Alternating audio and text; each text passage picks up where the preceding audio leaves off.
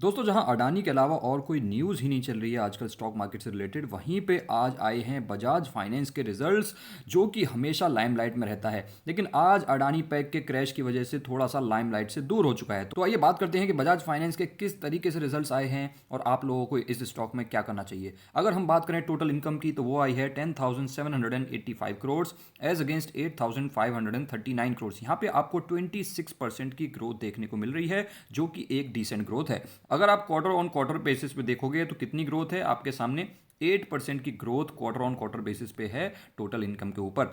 अब अगर हम प्रॉफिट के बारे में बात करें तो नेट प्रॉफिट आप देख सकते हैं, profit after tax 2973 crore as against 2125 crore. यहाँ पे आपको हेल्दी जंप देखने को मिल रहा है, 40% की जंप आपको प्रॉफिट में देखने को मिल रही है वाई ओ वाई बेसिस पे। अगर हम क्वार्टर ऑन क्वार्टर बेसिस पे यहाँ पे देखेंगे तो यहाँ पे भी क्वार्टर ऑन क्वार्टर बेसिस पे 7% की ग्रोथ देखने को मिल रही है। तो ये जो चारों के चारों नंबर्स हैं मुझे डिसेंट नजर आ रहे हैं as far as Bajaj Finance numbers are concerned. अब बात करते हैं कुछ और नंबर्स की। तो अगर हम न्यू लोन्स के बारे में बात करें तो दोस्तों highest ever new loans book किए गए हैं, जो कि हैं 7.84 मिलियन। अगर हम कस्टमर फ्रेंचाइजी की बात करें तो आप यहां पे भी देख सकते हैं 19% की ग्रोथ है और हाईएस्ट एवर इंक्रीज है। किसी भी क्वार्टर में सबसे ज्यादा इंक्रीज हुआ है यहां पे कस्टमर फ्रेंचाइजी में। तो आप देख सकते हैं हर जगह आपको हाईएस्ट एवर इस तरीके के रिजल्ट्स बजाज फाइनेंस की तरफ से देखने को मिलते हैं और इसीलिए ये जो स्टॉक है सबका चहेता स्टॉक है। अगर हम बात करें एसेट्स अंडर मैनेजमेंट के बारे में तो वो 27% से बढ़कर के आया है, जो कि आया है 2,30,842 करोड़।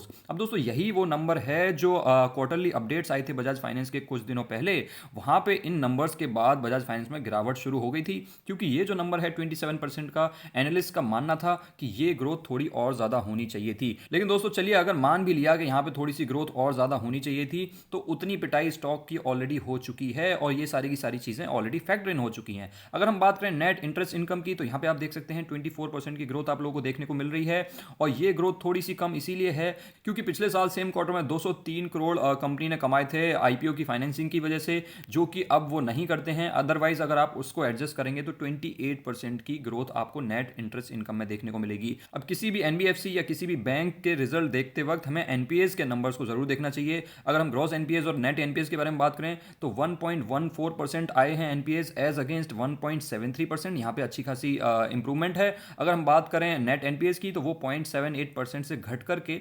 0.41% हो गए हैं। अगर एनपीएस घट रहे हैं then that is a positive thing.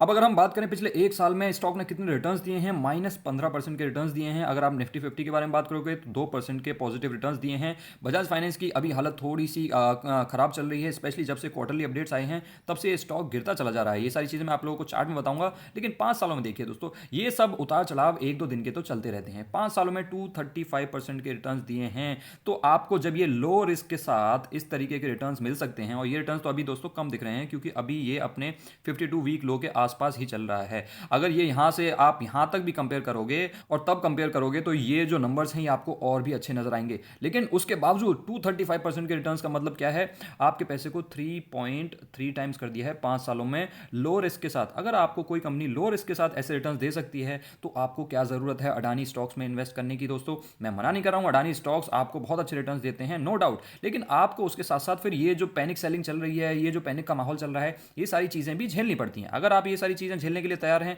तो आप अडानी स्टॉक्स भी खरीद सकते हैं। अगर आप चाहते हैं कि भाई मुझे चैन की नींद आए और ऐसे रिटर्न्स मिलते रहें तो इस तरीके के स्टॉक्स पे आप लोगों की नजर होनी चाहिए।